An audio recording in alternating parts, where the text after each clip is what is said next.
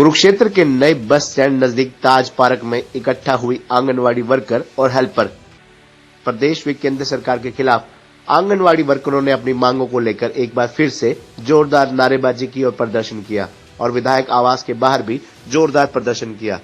Anganwadi worker और helpers आज एक बार फिर अपने 20 सूत्रीय मांगों को पूरा करवाने की मांग को लेकर जहां कुरुक्षेत्र के सेक्टर 10 स्थित ताज पार्क में इकट्ठा हुई और प्रदेश सरकार व प्रधानमंत्री के खिलाफ जमकर नारेबाजी करती दिखाई दी। इस मौके पर सैकड़ों की तादाद में आंगनवाड़ी वर्कर्स और हेल्पर्स मौजूद रही। प्रदर्शन की अगुवाई कर रही आंगनवाड़ी वर्कर जिला प्रधान कलावती सैन ने बताया कि आंगनवाड़ी वर्कर्स और हेल्पर्स अपनी 20 सूत्रीय मांग को लेकर लगातार प्रदर्शन कर रही हैं। जब तक उनकी सभी मांगे पूर्ण रूप से सहमति पूरी नहीं हो पाती तब तक उनका प्रदर्शन यूं ही जारी रहेगा। इसके साथ ही आंगनवाड़ी केंद्र नहीं खोले जाएंगे। उन्होंने कहा कि बाकायदा इस बात का समझौता हुआ है, ये हमारा हक है, हम लोग सरकार से भीख नहीं मांग रहे। उन्होंने कहा कि प्रधानमंत्री ने हमें समझौते के तहत अधिकार दिए हैं तो ये लोग क्यों नहीं हमें हमारा अधिकार दे रहे। कलावती सेन ने कहा कि आंगनवाड़ी वर्कर्स और हेल्पर्स काफी समय से सड़कों पर बैठी हुई हैं। मात्र 11,000 रुपए से घर नहीं चलते, हम लोग इतने पैसों में गुजारा कर रहे हैं। हमारी सरकार से मांग है कि जल्द से जल्द हमारी 20 सूत्रीय मांगों को पूरा किया जाए। हमारा जी धरना 8 दिसंबर से चला हुआ है और एक बार 24 तारीख को प्रधान सचिव के साथ हमारी मीटिंग हुई थी, लेकिन जिस मांग के लिए हम बैठे हुए हैं उन पर कोई बातचीत नहीं हुई, हमारी वार्ता विफल हुई।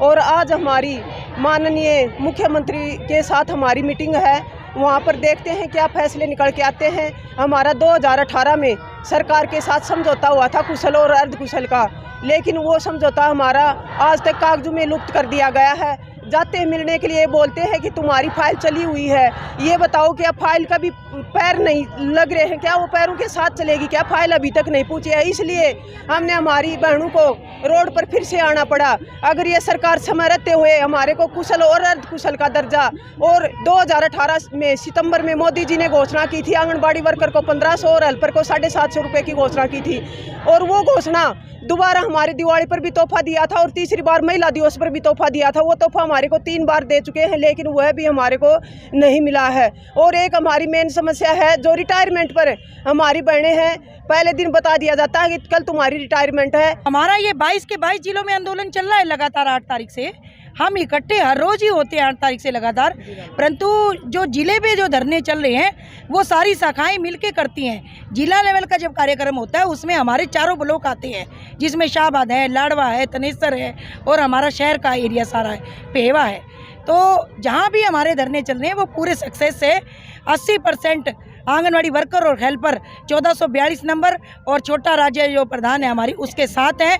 और हम ये मांग करते हैं हरियाणा सरकार से कि जब सरकार बार बार समझौते करती है और बुलाती है बातचीत के लिए, तो वो लेटर क्या पैसेंजर गाड़ी में चल रहा है?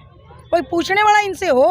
प्रधानमंत्री मन की बात में जो हमारे साथ बातचीत करता है, मन की बात में व्याख्यान करता है कि बहनों महिलाओं के मान सम्मान के लिए 750 हेल्पर और 1500 रुपये हम वर्कर की बढ़ोतरी कर रहे हैं। तो क्या ये 2018 में उनके मुंह से किसी ने गुलवाया था या धक्का किया था?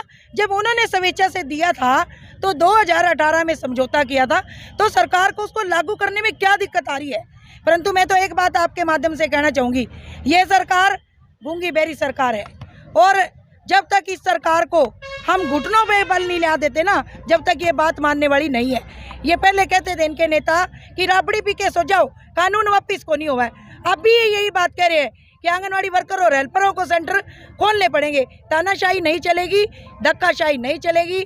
जब तक आंगनवाड़ी वर्कर और हेल्पर की पूरी 20 सूत्रीय मांग पत्र पर टेबल पर पूर्ण रूप से सहमति नहीं बढ़ेगी, तब तक हम आंगनवाड़ी सेंटर नहीं खोलेंगे।